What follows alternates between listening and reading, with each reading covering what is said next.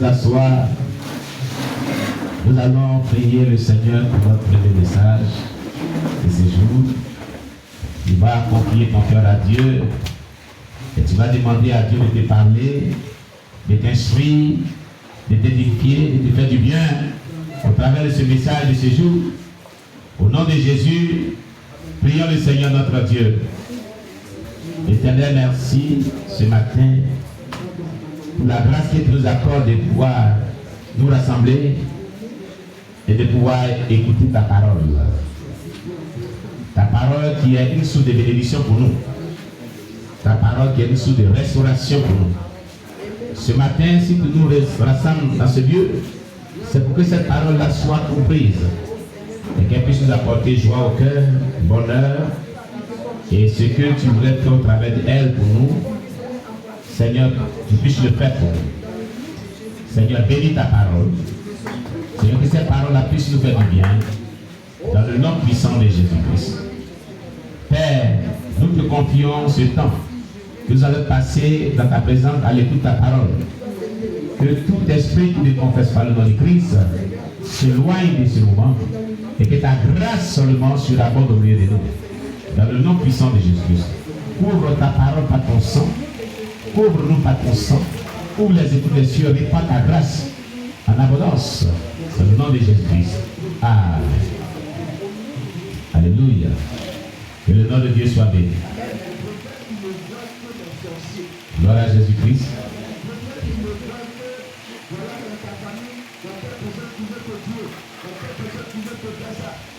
Amen. Ce matin, nous allons parler d'un sujet très important. Amen. Gloire à Jésus-Christ. Et pour cela, tu vas ouvrir la Bible dans le livre de Psaume, chapitre 34, à partir du verset 12 jusqu'au verset 15. Psaume 34, verset 12 à 15. Mon cher ami, laisse quelqu'un d'autre jouer ce ministère-là et toi tu viens. Alléluia. Psaume de David, chapitre 34, verset 12 à 15. Il faut chercher ta Bible, ça là, ça fait fatigué. Ça là, c'est Gédéon qui s'est débrouillé jusqu'à il s'est retrouvé dedans. C'est une lutte qui est très très compliquée pour les gens. La Bible du vainqueur, la Bible victorieuse, elle s'appelle la Bible du vainqueur. Psaume 34, verset 12 à 15. Psaume de David, chapitre 34, verset 12 à 15. On va nous faire la lecture, soyons à la page. Psaume de David, chapitre 34, le verset 12 à 15. Je lis la parole de Dieu. Amen. Venez, mes fils, écoutez-moi. Je vous enseignerai la crainte de l'Éternel. Quel est l'homme qui aime la vie, qui désire la prolonger pour jouir du bonheur? Préserve ta langue du mal et tes lèvres des paroles trompeuses. Au verset 15. Éloigne-toi du mal et fais le bien. Recherche et poursuis la paix. Parole du Seigneur. Amen. Gloire à Jésus. Je vais vous parler aujourd'hui, selon que Dieu le veut, du secret du bonheur, d'une vie chrétienne pleine de bonheur et d'une vie chrétienne pleine de longévité. Le secret du bonheur et de la longévité sur terre. C'est le sujet que je voudrais traiter avec vous. À partir de ce texte biblique. Le secret du bonheur et de la longévité. Nous avons constaté qu'aujourd'hui, un enfant même est dans le sein de sa mère et puis il meurt à l'avortement. Nous avons constaté qu'aujourd'hui, l'être humain ne vit pas sur la terre. Et l'être humain est en proie à la souffrance. Et l'être humain est en proie vraiment à la détresse, au malheur. C'est un constat fait. Même dans la chrétienté aujourd'hui, beaucoup d'enfants de Dieu meurent de manière précoce. Ils sont vraiment dans la douleur, dans la souffrance et se posent pas mal de questions. Ce matin, Jésus-Christ, de par cette parole, va te donner la solution à ces différentes questions qu'on se pose souvent. Pourquoi des personnes meurent si vite?